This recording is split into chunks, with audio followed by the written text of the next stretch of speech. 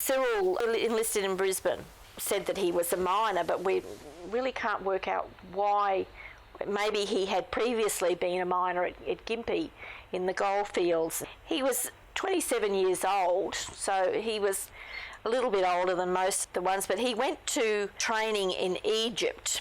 He was placed in a segregation camp in the sewers because of measles. Now, measles at that time was a serious disease, mainly because there was probably no treatment. Unfortunately, it was a very cold and wet October in 1918, and he contracted an illness, and he was moved from one hospital to another, and they found that he had bronchial pneumonia, and he was probably one of the victims of the Spanish flu in its second wave, and he died fairly soon after. In my research, I have not been able to work out whether Cyril took part in active service, like being on the front, but it was most unfortunate because he died 101 days after his enlistment.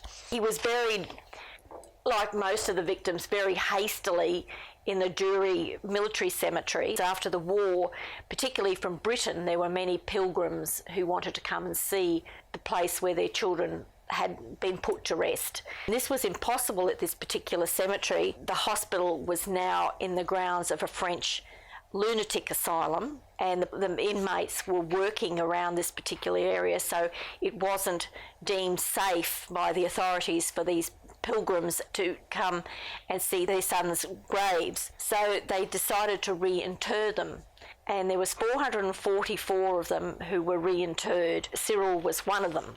He was reburied at Villers-Bretonneux in the military cemetery. As a consequence of this reinterment, one of his brothers was sent a memento, which when they died, they normally took one of the ID discs off them and left one on the body. And this one was on his body when he was reinterred, and they sent it back to the family. So even though it was weathered and old, and it was a very sacred relic to the family to have this of Cyril.